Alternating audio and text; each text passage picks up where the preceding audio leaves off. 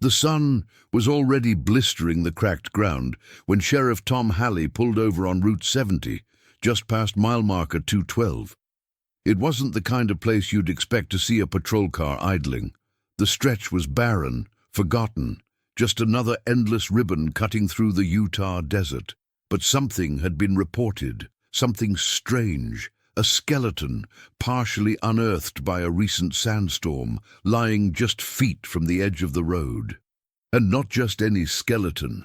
There were signs this was no accident, no animal attack, no hiker who'd lost their way.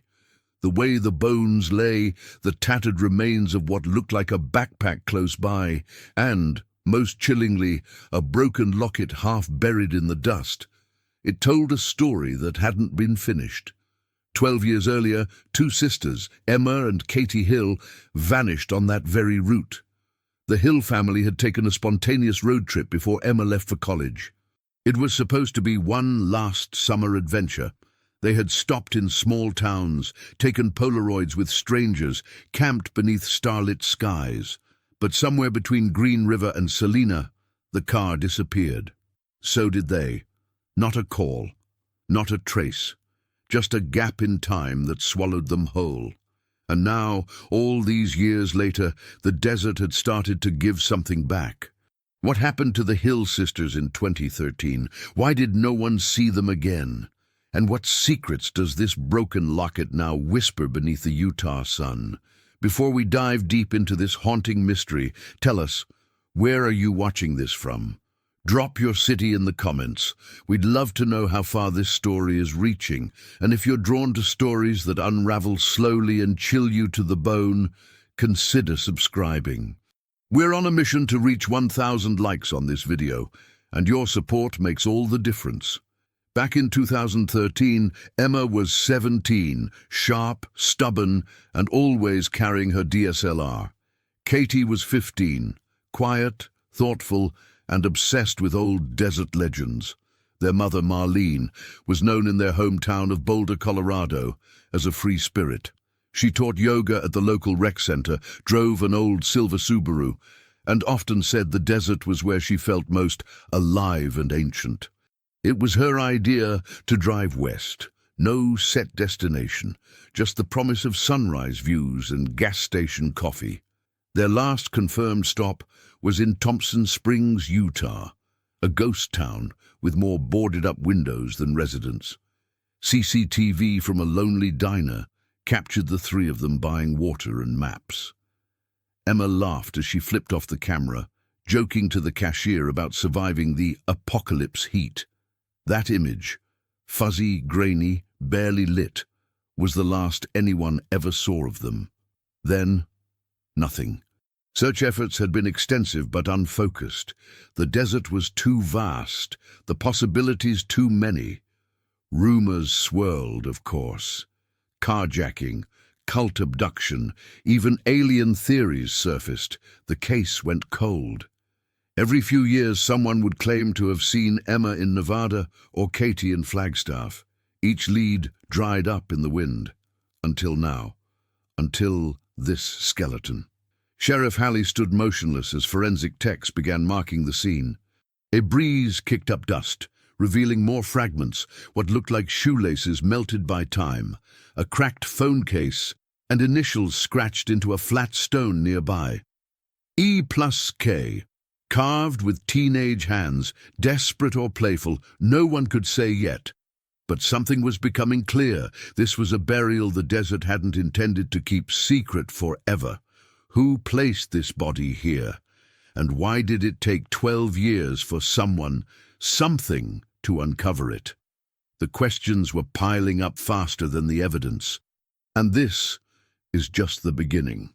As news of the discovery spread through Emery County, the sheriff's office was flooded with calls.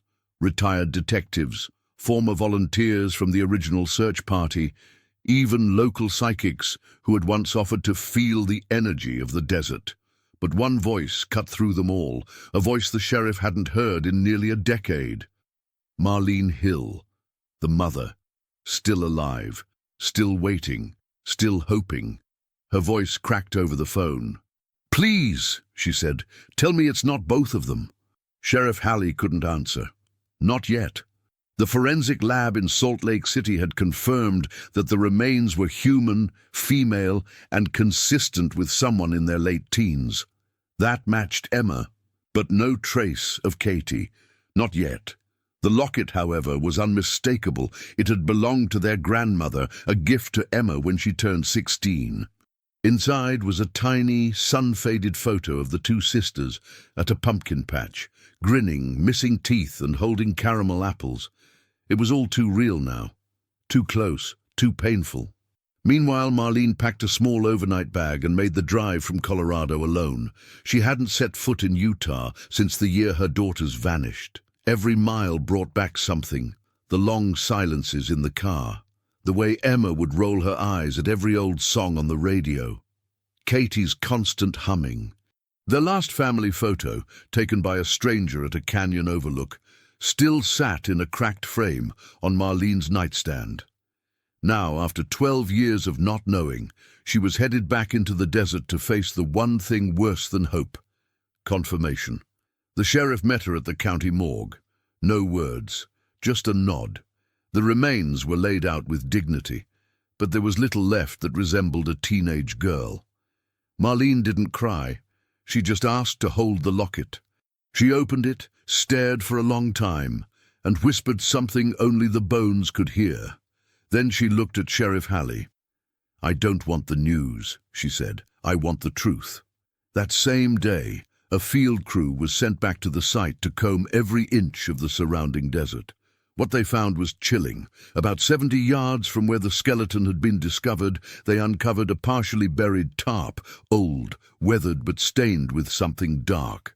Underneath, fragments of a second backpack, a notebook, pages destroyed, but one survived.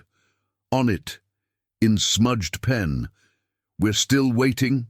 It was Katie's handwriting, confirmed by samples Marlene had saved from her school projects. Now the story was shifting. This wasn't just a disappearance. This wasn't just a body. This was a timeline, a message, a desperate attempt to be found. Someone, or something, had kept these girls from being rescued. Or worse, had watched them suffer. Investigators reopened the case, now treating it as a potential homicide. A decade-old cold case was burning with new urgency. Old witnesses were re-interviewed. A gas station attendant from Salina, who once claimed to see two dusty girls in a silver Subaru, returned to the station and left an anonymous note: "Check the billboard." Authorities did. They found nothing at first. But under the billboard, half buried in the sand, was a torn piece of cloth tied around a rusted stake. It had Emma's initials sewn into it. The desert was speaking piece by piece, and the more it gave up, the darker the story became. The torn cloth stake had been overlooked for years, blending in with the rocks and sagebrush, dismissed as litter or forgotten camp gear. But now it was the second unmistakable signal, another silent scream from the desert.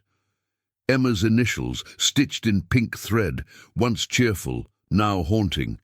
It was a marker, a place someone wanted remembered.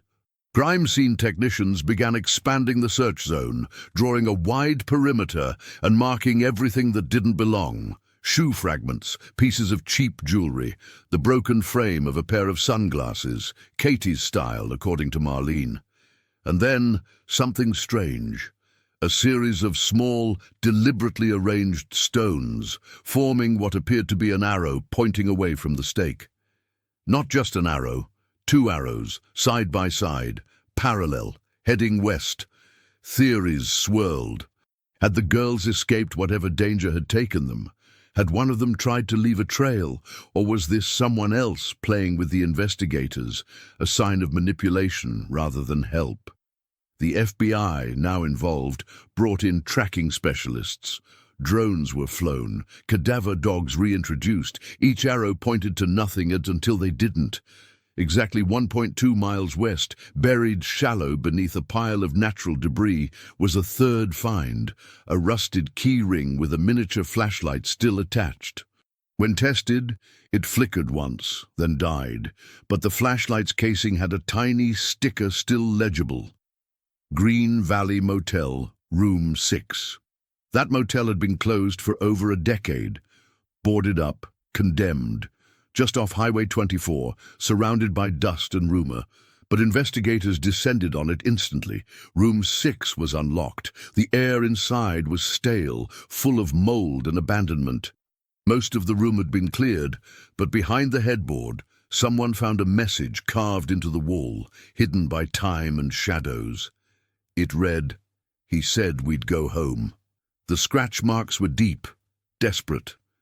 A second message, faintly written in pencil near the closet door, barely visible. "Don't trust the man in the brown truck." Now, the case was on fire. The motel became the center of the investigation. Locals who remembered the place came forward with fragments of memory. A man in a brown pickup, a loner, used to rent room 6 often before it shut down, paid in cash, never stayed more than a night. No one knew his name. One waitress at the diner across the highway, an older woman named Glenda, said she once saw him with 2 girls. "Could have been them," she said, "but it was years ago. They looked scared, but kids look that way when they're grounded." She had served them pie. Cherry, she remembered. In that motel room, the walls kept whispering. A blacklight scan revealed more markings. A handprint smeared on the ceiling, faint outlines of shoe prints leading only inward, never outward. A moldy backpack hidden in the insulation above the bathroom tiles. It held a pair of socks, a cracked phone case, and a journal. Water-damaged, barely legible, but enough was saved. The final entry, "I'm still here. I think Katie's gone. I don't know how much longer I can wait." That entry was dated 6 months after the sisters disappeared. The skeleton found near the highway sign, now believed to be Emma, had not died in 2013. The forensic timeline was wrong. Based on bone tissue degradation and trace evidence, she had likely died sometime in late 2014, a year later. So the question was no longer what happened to them in the desert. It was who kept them alive for that long, and why. News of the motel discovery hit the town like a thunderclap. Reporters swarmed the outskirts of the crime scene, and the once-forgotten case was suddenly front page again. But with the spotlight came pressure. Pressure to find answers, pressure to deliver justice, pressure to explain how 2 girls could vanish in broad daylight, only for one to leave behind clues long after everyone had stopped looking. The FBI set up a temporary command center in an abandoned visitor station near the motel. Old case files were re-examined. The original search patterns were questioned, and for the first time, investigators began working from a terrifying new assumption. This wasn't a case of 2 girls lost in the desert. This was a case of captivity. Inside the journal found in the ceiling, agents decoded a few more entries. The handwriting grew shakier with each page, but some phrases stood out. "We hear footsteps at night. He makes us dig holes. Katie stopped talking after the storm." The entries weren't dated, but cross-referencing desert storm records and animal mentions in the notes helped forensic linguists create a rough timeline. And what it revealed was chilling. The girls were alive for nearly 11 months. Somewhere in the Utah desert, hidden in plain sight, starving, scared, digging. That detail, digging, triggered a memory for one of the original search volunteers, a retired park ranger named Dennis Halbrook. He recalled a place just off a disused service road where, during the 2013 search, a team had spotted strange circular patterns in the soil. But back then, it was dismissed as animal behavior or wind erosion. Now, Dennis insisted investigators return to that exact location. When they did, they found it completely undisturbed. No signs of human activity in years. But beneath the dry crust of earth, the soil had been disrupted, at least 5 times.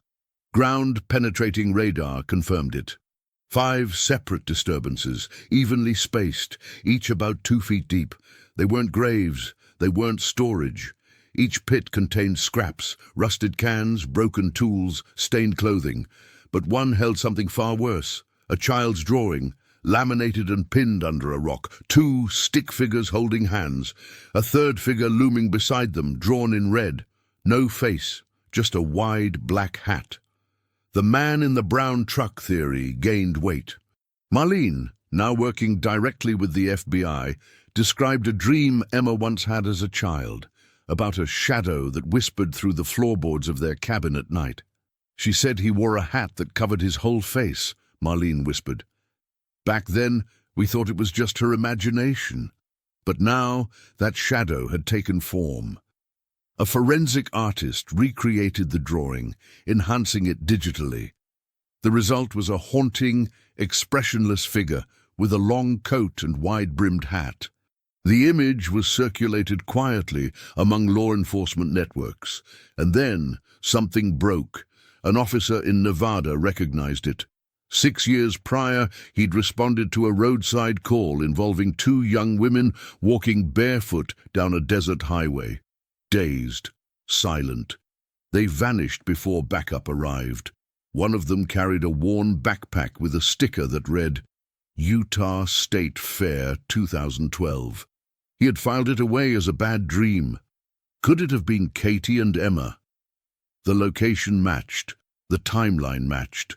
But the girls disappeared again, and suddenly investigators had a terrifying new question. If one skeleton was found, where is the other? The discovery that only one body had been recovered reignited a deeper, more disturbing layer of the mystery. If Katie's remains were confirmed, where was Emma? Had she died elsewhere, or worse, was she still alive, somewhere out there in the desert, held captive or wandering with no memory of who she was? Investigators pored over every detail again, scouring the recovered journal, satellite images, and even reaching out to psychic consultants desperate for a lead. Meanwhile, forensic anthropologists worked around the clock to confirm the identity of the skeleton. Dental records matched. It was Katie, the younger of the 2. Her cause of death remained inconclusive. No bullet wounds, no sharp trauma, just a fractured wrist and several healed rib injuries that suggested a fall or abuse. Then came the audio file. A local trucker, Tom Behrens, stepped forward after hearing about the skeleton discovery. Back in 2018, while hauling livestock across Route 93, his dashcam had picked up strange interference, what he thought was static at the time. But after hearing that the girls may have been alive for months after vanishing, he dug up the footage. To his surprise, the static wasn't random. It was rhythmic, like tapping. When enhanced by audio experts, it revealed a chilling pattern. Morse code. The message was simple: help Emma. The clip was played again and again, and the sound sent chills down everyone's spine. Someone, possibly Katie, had found a way to send a message. But from where? And how? This prompted a theory that perhaps one of the sisters, likely Katie, had accessed an abandoned ranger outpost. Deep in the desert were several unmanned surveillance shacks used to monitor wildlife. If one still had limited power, perhaps via solar panels, it was possible she found a way to tap into a signal. Teams were dispatched to check every known shack within a 30-mile radius of the last known GPS ping from Katie's phone in 2013. Most were empty, sand-covered, dismantled by time. But Shack 17, nearly swallowed by dunes, held a chilling surprise. A torn section of a backpack matching Katie's school set. And next to it, a cracked plastic whistle with dried blood. Suddenly, this wasn't just a story of survival. It was a story of escape attempts, of messages lost in the wind, of desperation stretching across the unforgiving landscape. Emma's name returned to the forefront. Search grids were expanded. Drones with thermal imaging flew nightly over the desert, but nothing surfaced. No footprints, no clothes, no new signals. The public began calling her the girl the desert refused to return, a ghost, a legend. But to Marlene, she was still her daughter. She refused to let the story become myth. Then, a twist. A retired phone technician named Vernon Caldwell came forward with a theory that chilled everyone. He claimed that the tapping sounds in the trucker's audio weren't broadcast from a standard surveillance shack, but from a buried telecom relay box. In the 1980s, several such boxes were installed along highways to help with long-distance landline signals. Most were decommissioned, but a few, Vernon said, might still draw faint residual power. And more importantly, some had microphones used for calibration purposes. One such box had been located not far from where the skeleton was discovered. Crews dug into the sand, and after hours of searching, they unearthed a rusted relay unit. Inside, a notebook, weather-damaged, mouldy, but still intact enough to read two final lines scribbled in faint pencil. He took Emma north. He said she was the quiet one. Katie had left behind one last message. The notebook changed everything. Investigators now had not only a clue, but a direction, north. The phrase, "he took Emma north," ignited a flurry of renewed activity across multiple counties. Every ranger station, abandoned cabin, and derelict outpost north of the relay box was flagged and plotted.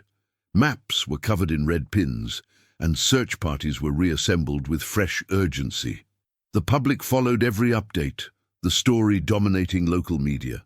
Volunteers came out in droves, many of them strangers who had never forgotten the sisters' smiling faces from missing posters a decade prior. The desert wasn't silent anymore. It was alive with questions, boots on the ground, and hope mingled with dread. The phrase, "she was the quiet one," puzzled investigators. Did it mean Emma had been targeted, spared, or silenced? Criminal profilers weighed in. They suggested a possible captor, someone who had isolated the sisters, developed an attachment to Emma, and saw Katie as a threat or nuisance. The idea was horrifying, but not far-fetched. Several historical cases matched similar patterns.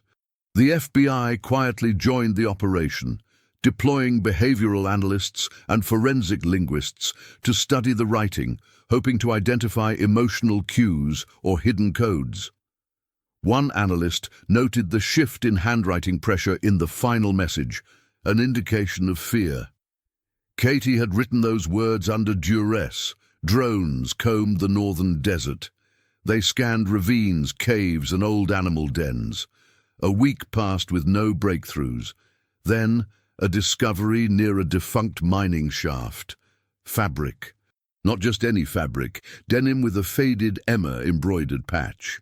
It was part of a jacket she wore in the last known photo. DNA confirmed it. The jacket had been partially buried, weighed down by stones. Nearby, searchers found a broken necklace, Emma's, the one she never took off, a locket with a picture of her and Katie, but there was more. Scratched into the rusted surface of a nearby mining cart were 3 letters, R.A.B. No one knew what they meant, at least not at first. A retired sheriff's deputy, Alvin Braddock, called in after hearing about the initials. He remembered a cold case from the early 90s involving a transient man known only by his alias, R.A. Barrett. He had been suspected in a series of abductions, but was never charged. He had worked odd jobs in mining towns across Nevada and Utah, and was known for living off the grid. Barrett disappeared in 2002, but his name still lingered in old police reports and grainy wanted posters.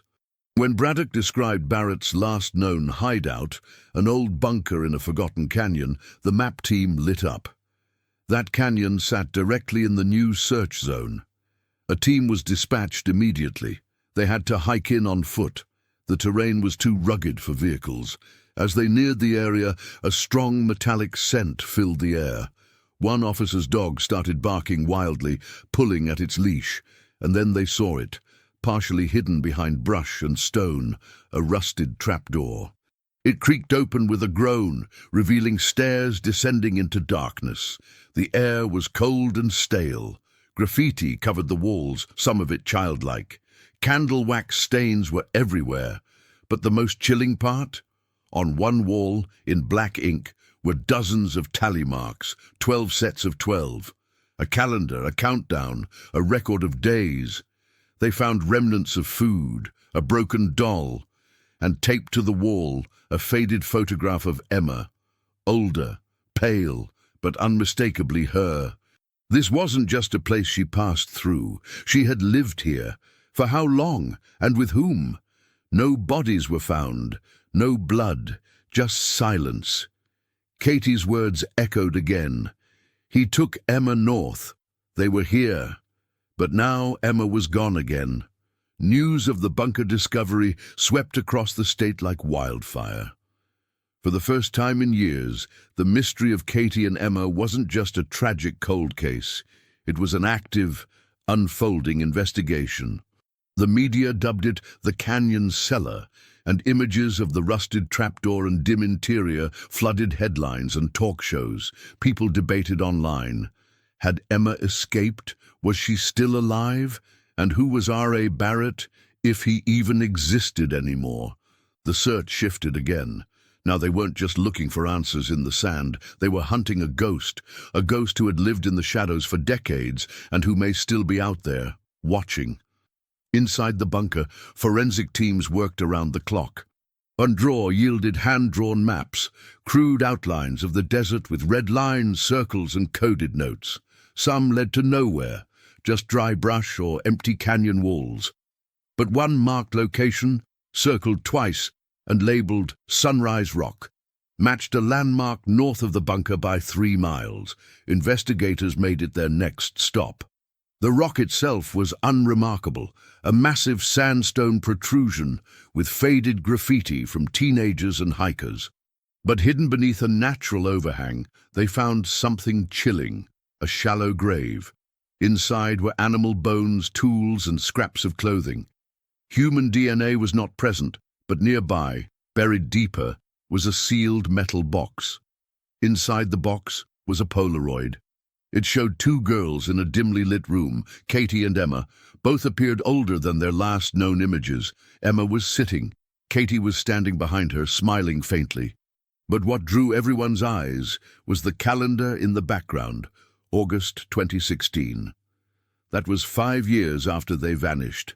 It confirmed the unthinkable. They had been alive for years after the world had given up. The search now took on an almost frantic pace. Helicopters scanned wider zones, calls flooded in with supposed sightings, and always, those 3 letters, R.A.B. They haunted every conversation. A psychologist working with the task force offered a new theory. He believed Barrett, or whoever was responsible, may have operated with a rotational captivity method, moving his victims from place to place, leaving just enough supplies and conditioning them to obey. If so, Emma could have been relocated again, possibly multiple times. It was horrifying to imagine. The team reviewed missing persons cases in the western U.S. from 2002 to 2021. A disturbing pattern emerged. In remote counties across Utah, Arizona, and Nevada, young women had vanished under similar circumstances. Most were dismissed as runaways or lost hikers. But their disappearances formed a line, one that began where Barrett had last been seen. Then another break. A woman came forward. Her name was Rachel. In 2018, she'd been hiking solo near the Black Mesa when she encountered a man living in a homemade shelter. He was older, grizzled, and strangely polite. He offered her water and asked if she was from the map. Rachel declined and moved on, but she remembered his eyes, intense, almost desperate. After seeing a sketch of R.A. Barrett on the news, she was sure it was him. She had met the man responsible, and he was still alive. Using her description and location, the team returned to the area. They found traces, a campfire ring, fishing lines, boot prints, but he was gone. always one step ahead. It was like chasing shadows in the desert. But then came the most unexpected call of all. A schoolteacher from Tonopah reported that a young woman had approached her in a gas station restroom and whispered, "I need help. My name is Emma." Before she could respond, the girl fled. Could it really be her? The teacher's report lit up every law enforcement channel in Nevada. A possible sighting of Emma, alive, was the miracle everyone had stopped hoping for. The woman, Mrs. Caldwell, a fourth-grade teacher from Tonopah, had been refueling her car when she stopped at a nearby gas station. In the restroom, a disheveled young woman, likely in her late 20s, entered silently, avoided eye contact, and stood near the sink. Just as Mrs. Caldwell was about to leave, the woman touched her arm and whispered, "I need help. My name is Emma." Before she could say anything else, the girl darted out the door and disappeared behind the station. Surveillance footage confirmed a young woman matching Emma's aged progression profile, entering the bathroom alone and exiting seconds later. But no camera caught where she went after that. It was like she vanished into the desert. Search units descended on Tonopah immediately. Every hotel, shelter and roadside area was combed. Flyers with Emma's photo, digitally aged, were plastered on every telephone pole and gas pump. But the woman never resurfaced. It was a ghost trail, but this time a warm one. Authorities brought in scent-tracking dogs, who followed a faint trail toward an abandoned RV park on the outskirts of town, then lost the scent in the scrublands. It was enough to confirm one thing: Emma had likely been there. The question was, for how long, and was she still running? The discovery set off a wave of tips and confessions, as often happens in high-profile cases. Some were clearly hoaxes, others less so. One came from a retired utility worker named Cliff Morales, who claimed that 3 years earlier he'd seen a strange makeshift tent behind an old billboard outside US Route 95. He remembered it only because he'd seen a young woman peering through binoculars toward the highway, as if waiting for someone. Morales didn't think much of it at the time, but when he saw Emma's image on the news, he swore it was the same girl. Investigators searched the site. They found remnants of a small camp, empty water jugs, a toothbrush, and a weather-beaten paperback journal, but the pages were missing, torn out, except for the inside cover. It had a name: Katie. The name stopped the investigators cold. Was it possible both girls had survived for a time, or had Emma been holding on to her sister's belongings all these years? DNA on the toothbrush later confirmed it belonged to Emma. There was no doubt. She had lived there, alone. Authorities now began to wonder if Emma had not only escaped, but had been wandering the desert, surviving, possibly hiding from whoever had once held her captive. If so, was she still being pursued? Or was she simply too traumatized to return to civilization? Meanwhile, a new figure entered the investigation. A desert survivalist named David Riker, who once taught workshops across Utah and Nevada about off-grid living. His students remembered him as intelligent, charismatic, and intense. But in 2010, he had disappeared from the public eye. Some claimed he had gone fully off-grid. His last known class had been held 20 miles from where the girls vanished. Police started digging. Old photos of Riker bore a disturbing resemblance to a younger version of R.A. Barrett. A deep background search revealed a chilling possibility. Riker was an alias. R.A. Barrett had reinvented himself, slipped into another identity, and continued teaching survival, perhaps even grooming his next victims. The FBI quietly launched a task force to locate Riker, but he had erased his trail almost perfectly. No credit cards, no digital footprint. The only clue was a vehicle registration tied to a long-abandoned Jeep found near Zion National Park. Inside the glove box was a crumpled receipt from a store in Tonopah. dated 3 weeks before Emma's sighting. They were closing in, but time was running out. The receipt found in the abandoned jeep was from a general supply store in Tonopah, listing non-perishable food, a tarp, rope, and a canister of butane, items typical of someone preparing to camp far from society. When agents pulled surveillance footage from the store, the timestamp confirmed a bearded man wearing a worn flannel shirt and baseball cap making the purchase. Though the image was grainy, facial recognition software gave them a 74% match to R.A. Barrett, aka David Riker. He had resurfaced. More importantly, he had been in Tonopah just weeks before Emma's alleged appearance. The implications were chilling. Either she had escaped and he was tracking her, or they had been traveling together. Either scenario was deeply disturbing. Authorities intensified their search in the surrounding desert. Aerial drones scanned the scrublands and rock formations for signs of camps or movement. One drone picked up heat signatures near a canyon northeast of Tonopah, in a place known locally as Devil's Thumb, a name that had appeared scrawled on the tattered edge of the map, found in the girl's glove box years ago. Ground teams moved in cautiously, wary of traps or ambush. What they found chilled even the most seasoned agents. A cave entrance partially concealed by brush. Inside were signs of recent occupation, ashes in a fire pit, scattered clothing, and another torn-out journal page pinned to the wall with a knife. It read, "She is not who you think she is." Was this written by Barrett or by Emma? Was she warning them? Was she trying to mislead investigators? The cryptic message added a new layer of psychological complexity to the case. Forensic teams found hair fibers and fingerprints inside the cave. DNA tests confirmed both Emma and Barrett had been there recently, but there was no sign of Katie, no indication that she had ever been there. The trail was growing warmer, but more confusing. Then came the phone call that threw the case into chaos. A man with a disguised voice called a regional news station claiming to be the one they're all chasing. He said he had set the girl free and that she wasn't ready for your world. He refused to identify himself, but he left coordinates, GPS points near an old silver mine deep in the desert.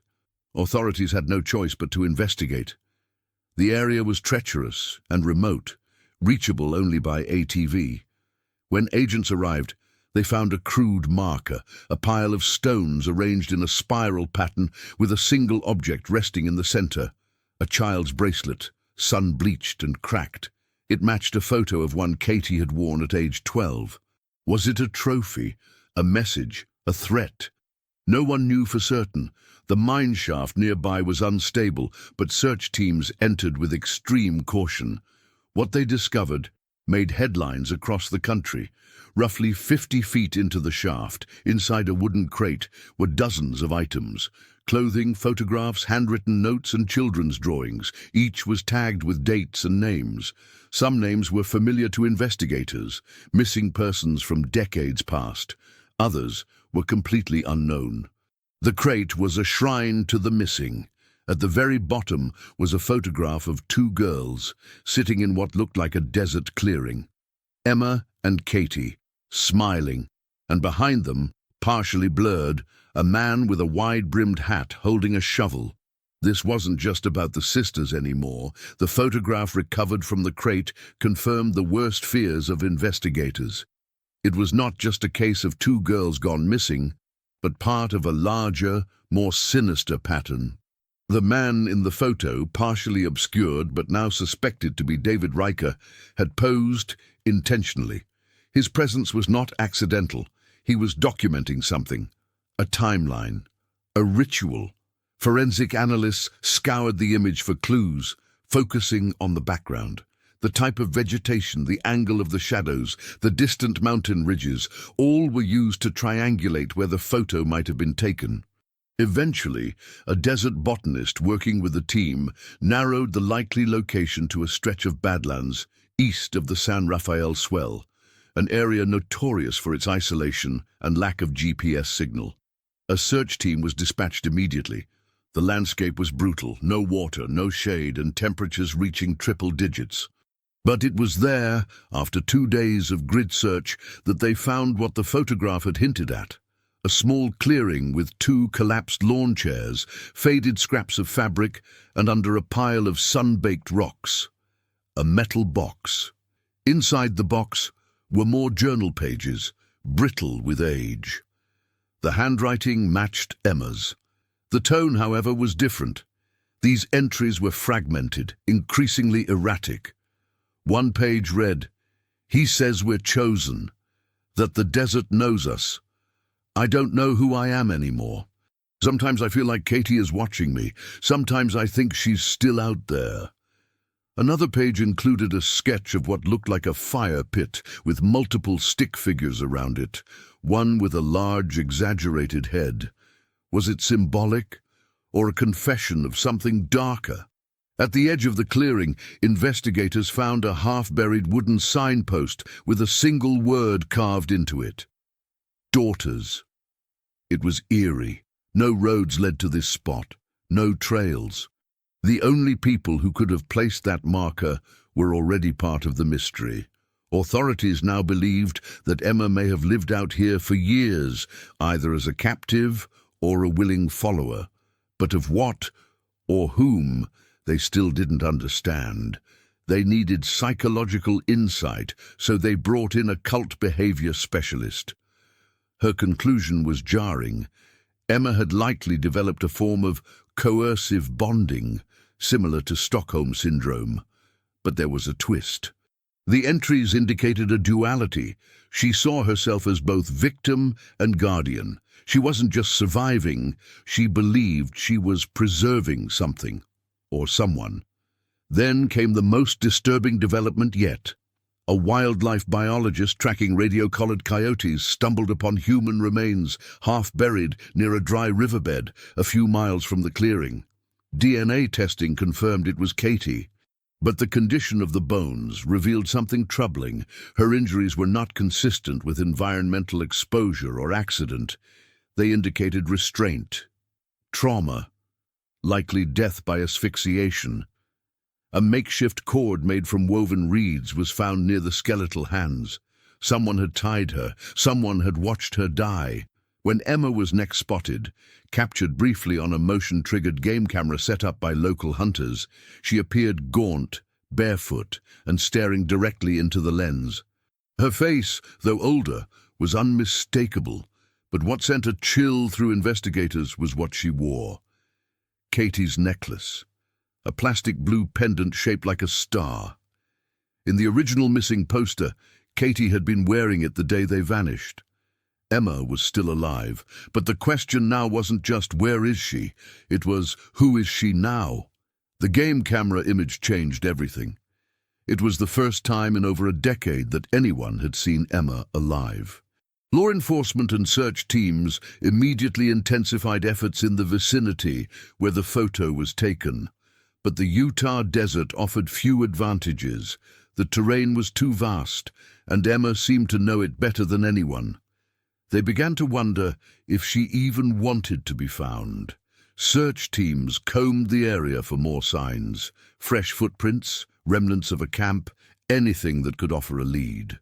After 4 days, one volunteer stumbled upon a crude lean-to structure made of driftwood and brush. Inside were small items, an empty canteen, a doll's shoe, a page from a children's book, and a necklace made of animal bones.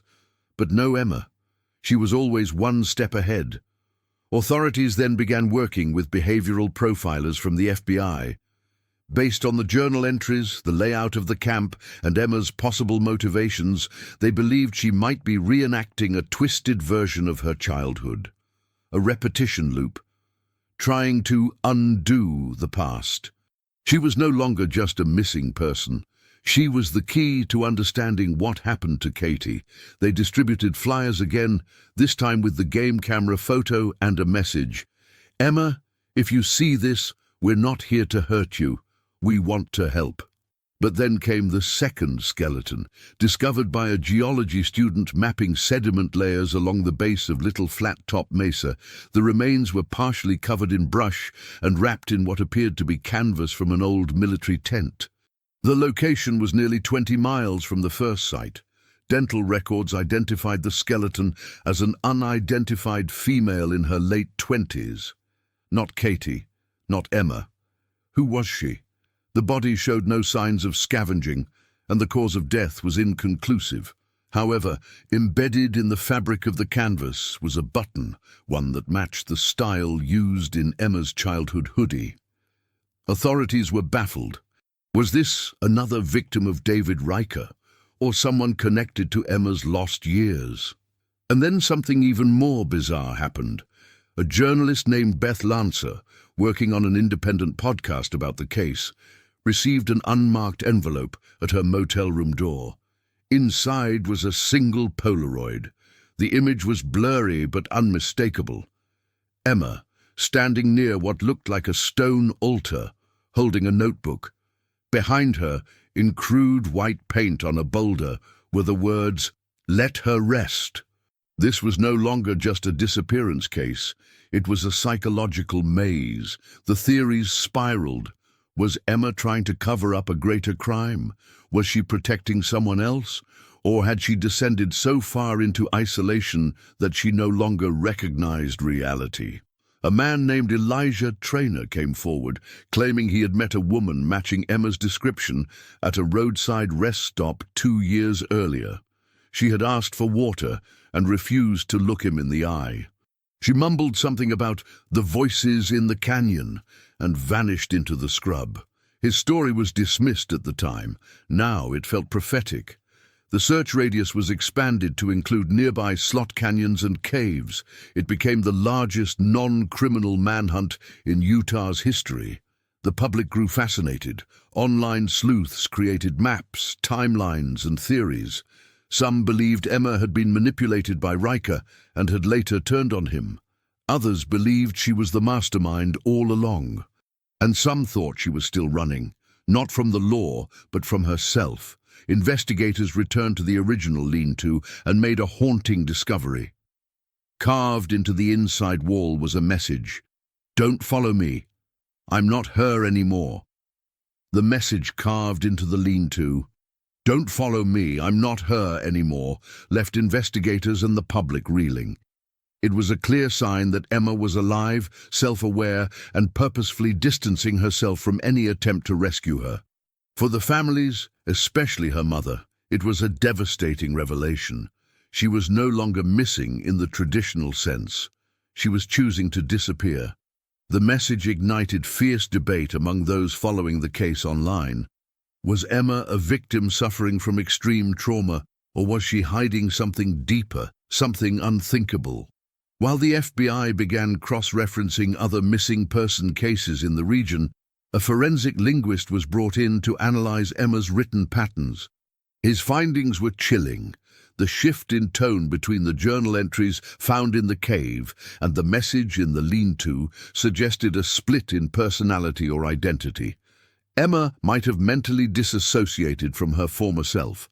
She may have truly believed she was someone else entirely, a new person, a desert ghost. In the meantime, park rangers reported strange encounters. One described hearing children's laughter at night, echoing through the dry canyons. Another claimed he saw a woman sprint across the highway barefoot, vanishing into the darkness before headlights could reach her. These sightings weren't just folklore, they matched the timeline of the camera photo and the carving. Emma was still moving, still watching. In a final attempt to reach her, the family worked with a trauma specialist and filmed a video message.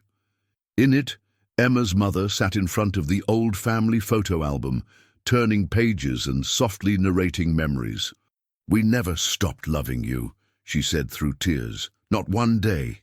The video was distributed to news outlets, uploaded to YouTube, and even aired on local Utah stations. Weeks passed.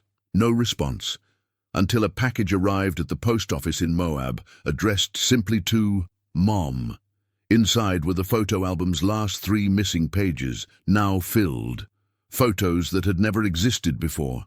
One of Emma and Katie as children, standing beside a pet rabbit long forgotten. Another of Emma, possibly in her early 20s, sitting beside a desert stream. The final image was of the highway sign where the skeleton had first been discovered. Someone, presumably Emma, had written in Sharpie on the image, "She's safe now. Let it be." The handwriting was verified. It was Emma's.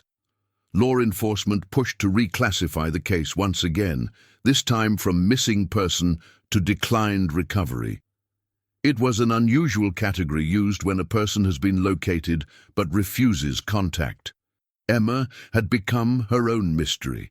Meanwhile, one detail in the photo caught the eye of a former ranger, the stream. He believed it to be part of an abandoned homesteading site near the Colorado River, a place known to locals as the Pocket. Once a Mormon settler camp, now little more than stone ruins, it had been off-limits for decades due to environmental erosion. Still, a team was dispatched. What they found was a chilling hybrid of the past and present.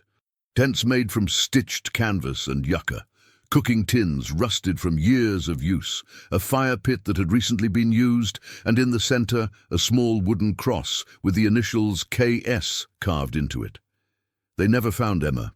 Not her body, not her voice, but the traces she left behind, messages, photos, carvings, were a haunting breadcrumb trail that ended in silence. And in that silence, a mother waited.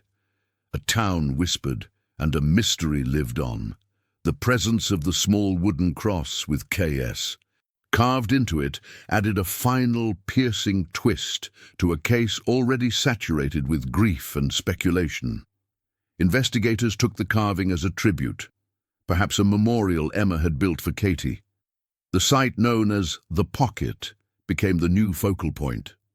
Forensic teams combed the area, collecting soil samples, DNA swabs, and photographing every inch. No bones were found. No direct evidence tied Emma to the site, other than the recent use of fire and the makeshift cross. Yet for Emma's mother, it was enough.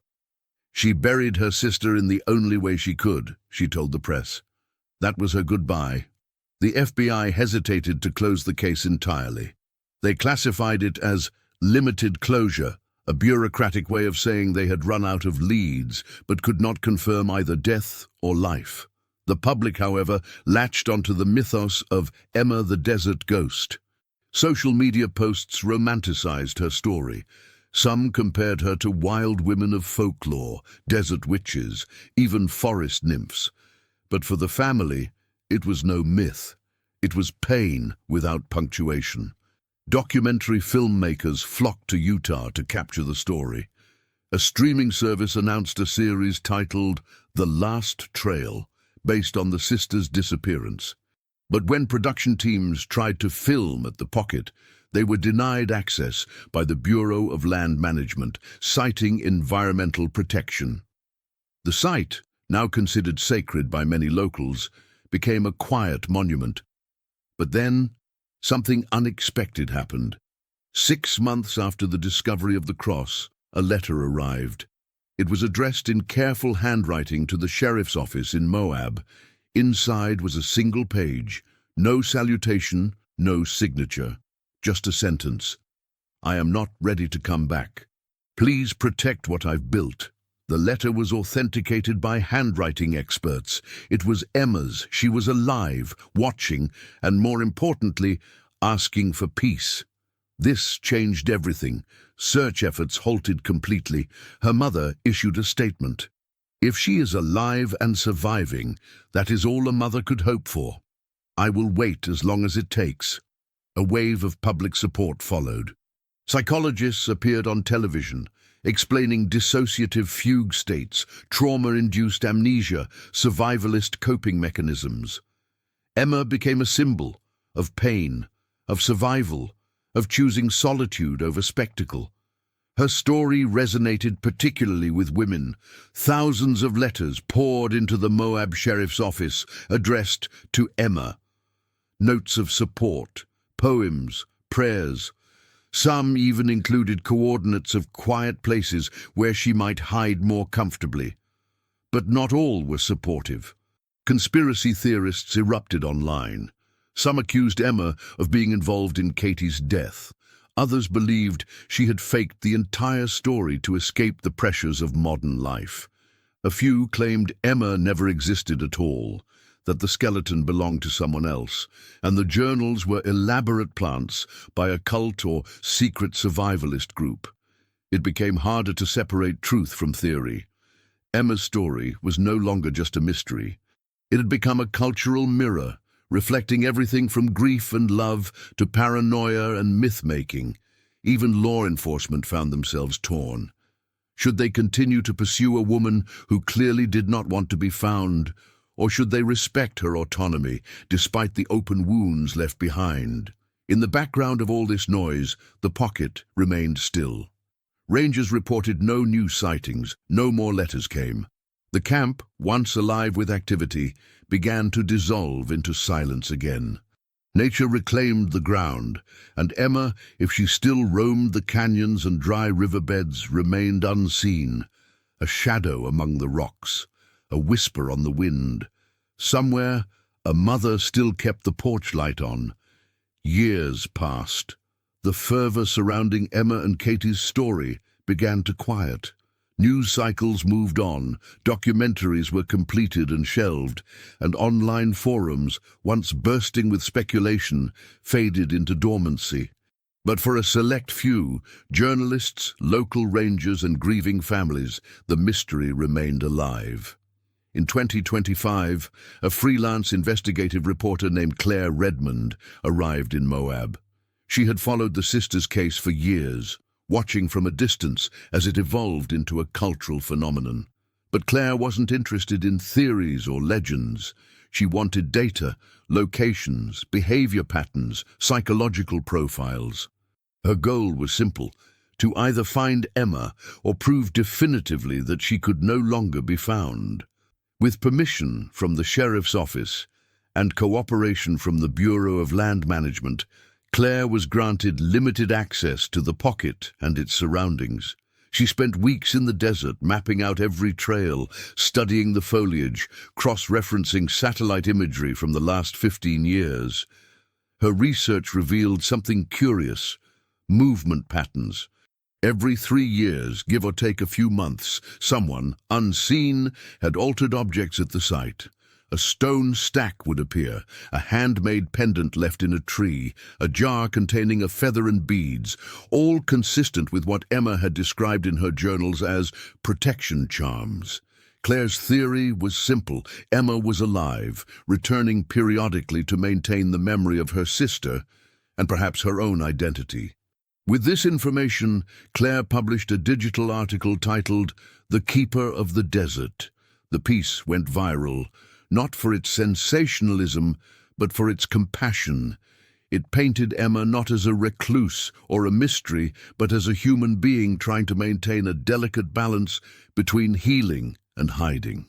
That same week, a woman named Leah Myers, an amateur desert photographer, posted a series of images on social media.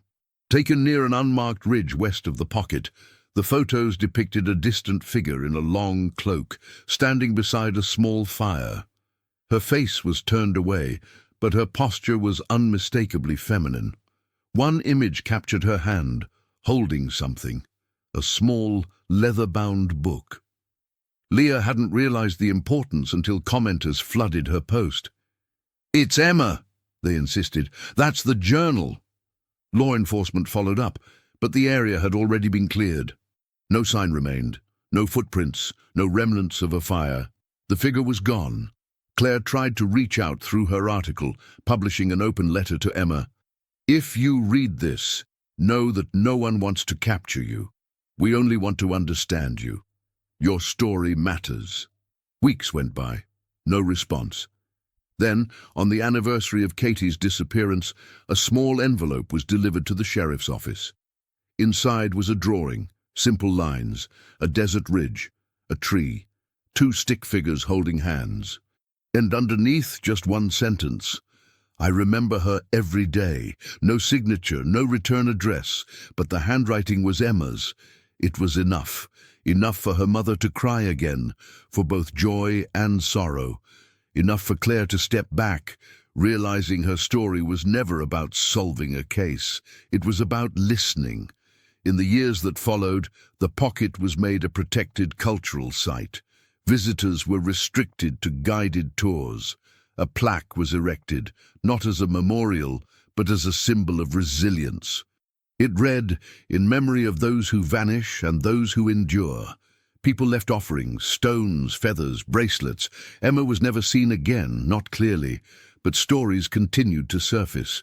A girl seen fishing alone at dawn, a woman walking barefoot through wild sage, a shadow under the arch of a red rock, gone before anyone could speak.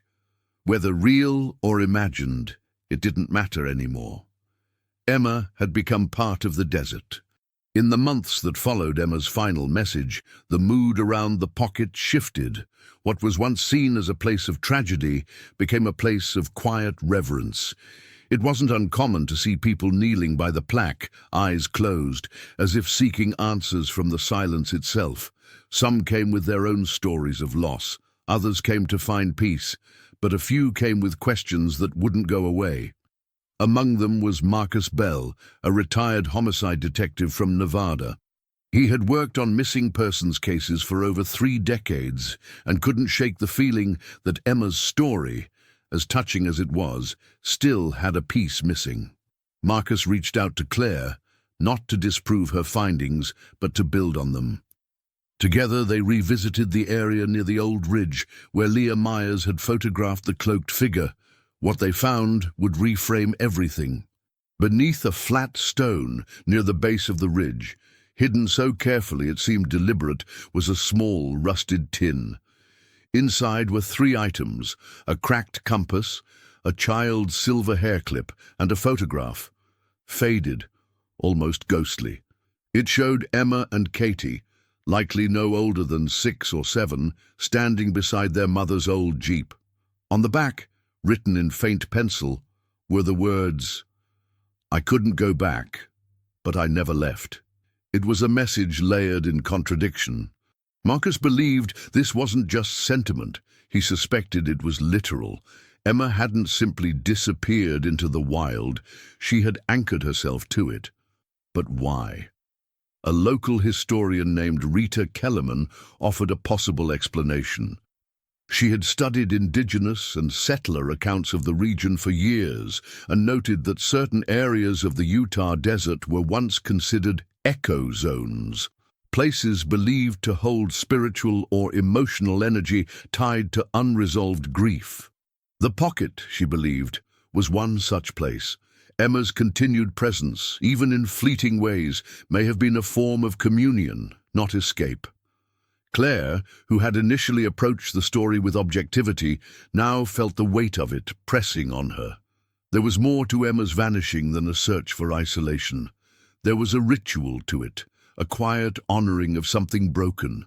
The sheriff's office declined to reopen the case, citing lack of evidence and no sign of a crime. But for Marcus, that was never the point. His goal had shifted. He wanted to understand the why, not just the what. His investigation led him to old ranger logs from the early 2000s. One entry caught his attention. Dated months before the girls went missing, it mentioned a sighting of a man living deep in the desert, described as erratic but non-threatening, with long hair and a beard. The ranger noted that he refused help, claiming the desert owed him something. And that ranger never filed a formal report, and the man was never identified. Marcus wondered if this mystery figure had crossed paths with the girls all those years ago. Could he have witnessed something? Or worse, played a role? The theory was chilling, but unverifiable. With no name and no body, it joined the growing stack of possibilities. Still, it lingered. Just as Marcus prepared to leave Moab, he received an anonymous tip. A woman called the motel where he was staying, leaving a message at the front desk. "The man you're looking for left marks in the canyon. Follow the etchings near Dead Horse Point." That same day, Marcus and Claire drove out to the location. It was a steep, craggy trail few ventured into. Etched into the stone were a series of markings, symbols, words, some in English, some in gibberish. But one line stood out, chiseled deeper than the rest. She was the light. I was the shadow. I warned her not to go. Marcus ran his fingers across the deep carving, the words coarse and uneven beneath his touch, as if etched by someone in emotional turmoil. Claire stood behind him, reading silently, the silence between them stretching thick and heavy. She was the light. I was the shadow. I warned her not to go. It wasn't just a poetic line. It felt like a confession, or at least a final plea. Marcus took photos of every symbol and marking, cataloguing them in hopes of decoding more. Back in town, he sent the images to a linguist at the University of Utah who specialized in desert symbology and cipher writing. Within a day, she responded with an unsettling observation.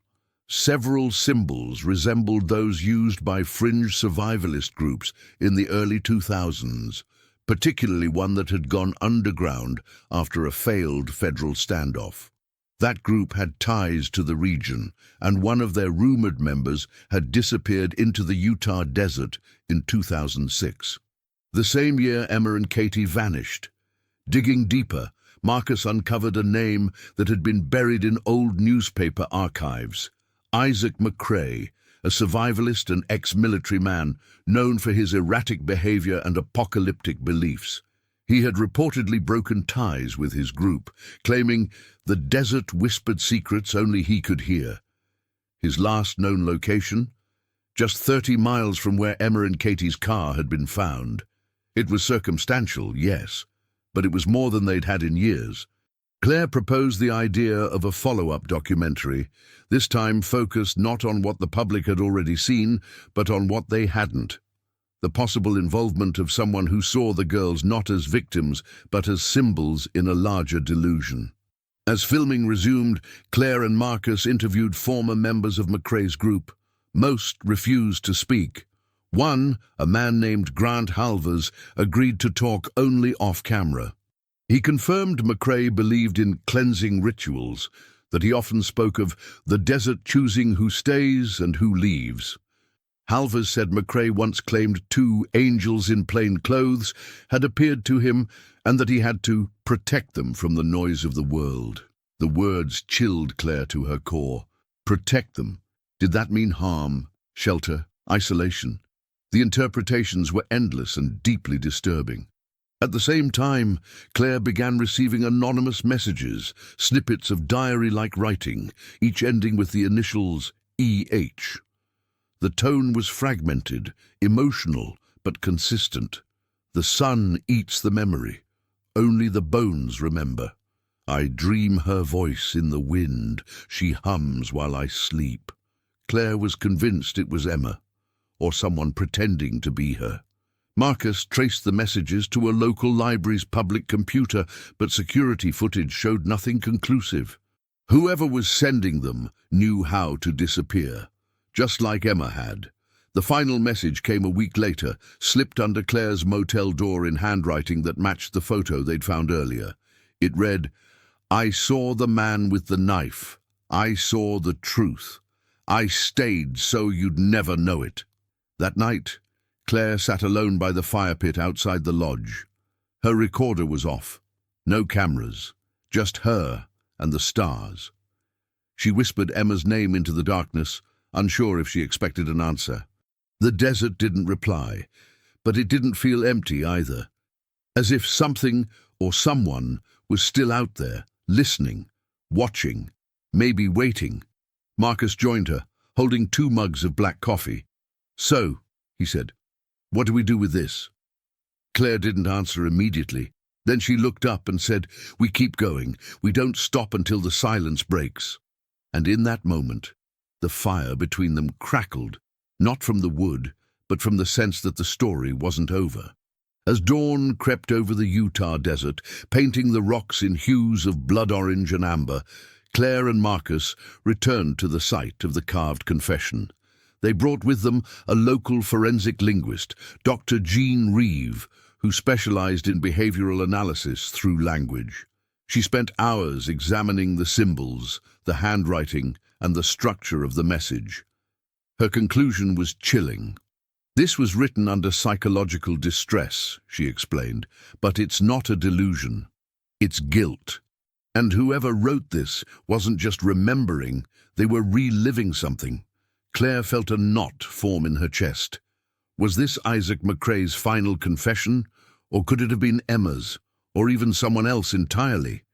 Meanwhile, Marcus continued chasing the digital trail of the strange letters Claire had received. A new breakthrough came when he discovered one of the fragments had embedded metadata, a GPS coordinate. It led them to a dried-out arroyo 2 miles south of the highway sign where the skeleton was found. The terrain was unforgiving, cracked earth layered over with twisted brush and fractured sandstone. But after hours of searching, Marcus spotted something, an old rusted locket wedged between 2 rocks, partially buried. Inside, a faded photo, 2 teenage girls, arms around each other, smiling. Claire instantly recognized them. It was Emma and Katie. But the photo was older than any released to the public. This one hadn't been seen before. They turned the photo over.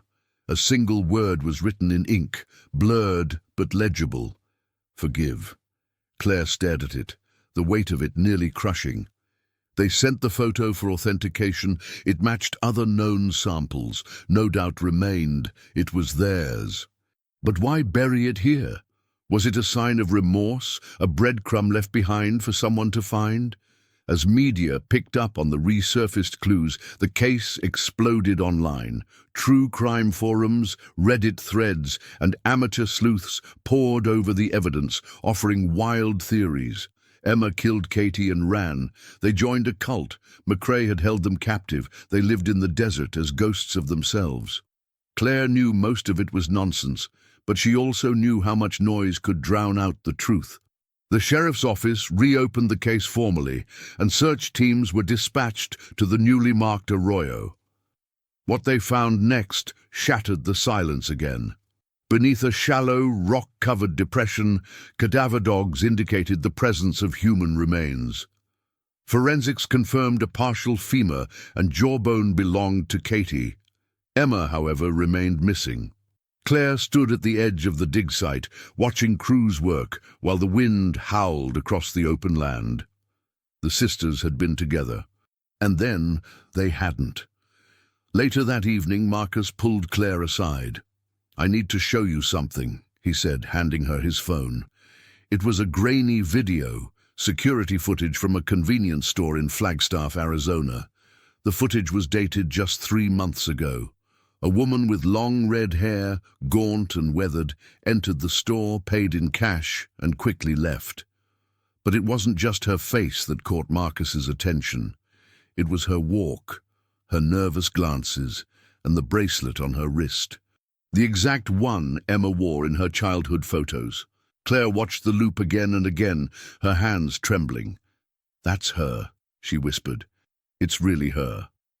If it was Emma, why hadn't she come forward? What was she running from? Was she the one leaving messages and clues, dragging them through this painful journey? Or was someone else playing a twisted game? The truth felt simultaneously closer and more unreachable than ever before. As they packed up to head toward Flagstaff, a feeling settled over Claire. Not fear, but gravity. This wasn't the end. Emma was out there, somewhere, and she wasn't done speaking. Flagstaff, Arizona, a town cloaked in pine trees, red brick buildings, and shadows that seemed to breathe at night. Claire and Marcus arrived quietly, avoiding press and distractions. Their first stop was the convenience store from the surveillance video. The clerk, a man in his late 40s with tired eyes, remembered the red-haired woman. Didn't say much, seemed spooked, bought bottled water, protein bars, and a prepaid flip phone, paid cash, no bag. Claire showed him the old photo of Emma and Katie. His face changed. "Yeah," he whispered. "That's her." They pulled the store's external camera footage and traced her route out of town, where she appeared to turn down a remote road near the San Francisco peaks. That night, Claire barely slept. Her heart raced with a fragile hope and a louder fear. What if Emma didn't want to be found? The next morning they followed the dirt road, winding through dense forest until it opened into a desolate clearing. Hidden beneath a canopy of ponderosa pines was a small, weather-beaten shack, no power lines, no signs of recent habitation, except a single candle stub on the windowsill, melted fresh. Claire approached slowly, calling out, "Emma?" No answer. The door creaked open with a gentle push. Inside, a mattress on the floor, empty food wrappers, a Bible and taped to the wall, newspaper clippings, all about Katie's skeleton. The handwriting on the notes was identical to the carved message on the rock. Emma had been here. Claire's chest tightened. She wasn't just revisiting the past. She was living inside it. Then they found the journal. Beneath the mattress, bound in leather and weathered with years of desert heat. The first page read, "If someone's reading this, then I'm either brave enough to face the truth or too broken to keep running." The entries were raw, chaotic, and heartbreaking. Emma wrote about their road trip, the moment they got lost, and how they ran out of gas, how Katie twisted her ankle, how they took shelter in an abandoned mine entrance, how a man appeared, said he'd help, but something changed. "He wouldn't let us leave," Emma wrote. "He chained the door from the outside. He brought us food like we were pets." Katie stopped speaking after the second week. "I still hear her voice in my dreams." The final entries revealed what no one wanted to believe. Emma had escaped. On a night the man left the door unlatched. She ran. Katie was too weak to follow. Emma returned the next morning with help, but the mine entrance had been sealed, buried by a controlled blast. She dug until her fingers bled, then fled in terror, convinced no one would believe her. "I was the one who survived," she wrote, "so I became the villain." Claire dropped the journal, her vision blurred by tears. She whispered, "You were never the villain, Emma. You were a child." Suddenly, a rustling in the trees. Marcus stepped out to check. A figure emerged, small, thin, wrapped in a tattered jacket, red hair tied in a messy bun, pale, sunken cheeks, eyes filled with recognition and fear. "Emma?" Claire asked, stepping forward. The woman nodded once. "You found me," she said softly, her voice cracking like dried earth. "I wasn't ready to be found." They embraced, not a reunion of joy, but of release, of finally letting the past exhale. In the weeks that followed, Emma gave her statement. Authorities reopened cold cases linked to the same area. The man, still unidentified, was likely long gone. But thanks to Emma, the location of the mine was uncovered. Katie's final resting place, at last, was found and honored. Claire stood again in the Utah desert months later, placing flowers at a new memorial. The sun burned hot, but the wind whispered something cooler, a peace. Emma chose to live quietly, rebuilding her life one honest moment at a time. And Claire? She turned their story into light, into something that could help others. Because sometimes, even in the darkest deserts, the truth grows wild and stubborn, waiting for fire, wind, and time to bring it back to the surface.